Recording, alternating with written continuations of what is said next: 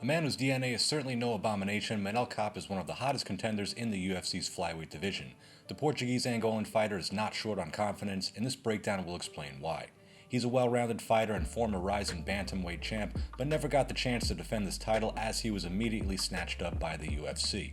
He got off to a rocky start in the UFC, losing 2 razor-close decisions, but the UFC made the right call and stuck with him as he's won 3 fights in a row since. Kape is scheduled to fight Kai Kara-France at UFC 293 in a match that could vault him into title contention.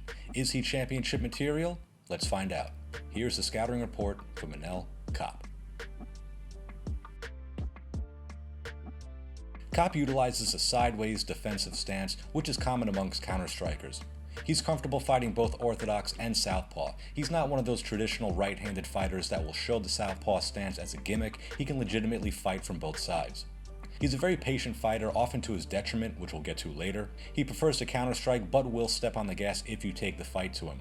This was particularly evident in his fight against Zhumagulov. He prefers to box, but will mix it up with other strikes. Aside from his hands, which are his best weapon, he has great timing on his knees as well.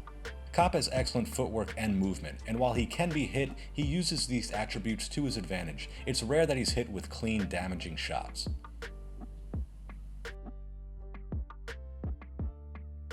People often use the word speed when describing Kape's strikes, and while he is fast, to me it is the accuracy of his strikes that is most impressive. He doesn't throw looping, wild shots, nor does he waste any punches. In fact, sometimes the punches are so short and accurate that they're hard to see. I think this actually hurts him in the eyes of the judges at times.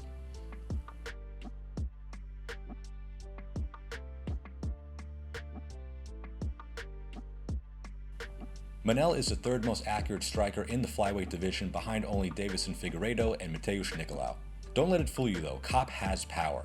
This can be a difference maker in the flyweight division where you don't see many KOs or TKOs. In his last 3 victories, Kape has scored at least 1 knockdown in each of them.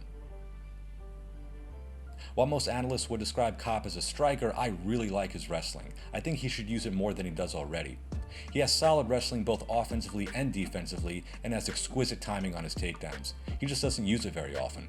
This is partially due to his actual wrestling ability, but also due to the fact that his opponents are overly concerned with his striking. Here against Horiguchi, he slips a punch nicely and transitions into a takedown attempt. He ends up taking the back of Horiguchi before abandoning it soon after. Against Pantoja, he actually slips on the way in and still manages to get his back. He's really good at making that transition to the back, but the one thing he has to improve is his control.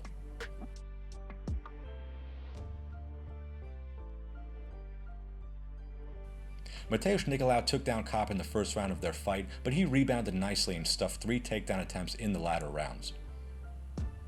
One of Kape's worst fights is his match against Kyoji Horiguchi. Look at how wide his stance is and how low his hands are. Kape gets tagged multiple times in this fight, more than any other fight of his that I've seen. Now let's fast forward to his title fight against Kai Asakura. What do you immediately notice? His hands are much higher and his stance is not as wide. He's able to bend his knees more naturally and utilize his elite footwork much better. Kape was able to TKO Asakura and win the RIZIN bantamweight title. In the UFC, he lost his first 2 fights by decision, including a particularly egregious one against Nicolau. What does he do? He says F this and wins the next fight by flying knee against Ode Osborne. He would then go on to beat Zhumagulov by TKO and absolutely dominate David Dvorak for 3 rounds. The Dvorak fight was a masterclass where he showcased his striking and ground game. He was completely unfazed and Dvorak had no answers for him. So while on the surface Manel seems arrogant and overly confident at times, he's clearly smart enough to listen to his coaches, follow the game plan, and make adjustments from one fight to the next.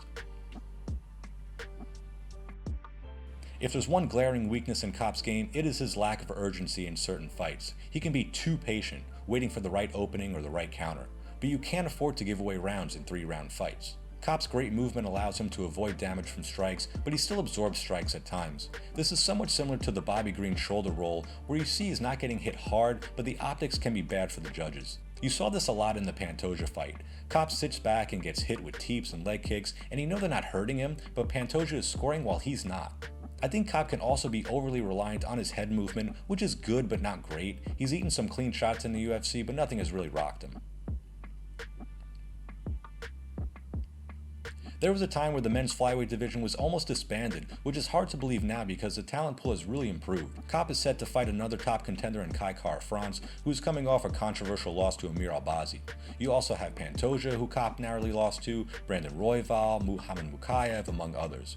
With that said, it's not like we're talking about the UFC bantamweight or featherweight divisions. There's opportunity here for Kape if he can put it all together. After 3 consecutive wins, you would hope that he got the message that he can't sit back and leave any question in the eyes of the judges. Kape wants the attention and the big stage. He's a guy that will embrace it rather than fear it. I think he's championship material in this division, but we'll see what happens for Starboy. Thank you for watching. Please comment below what you think the ceiling is for Manel Kape. I'm Sean from the Octagon Observer, and I'll see you next time.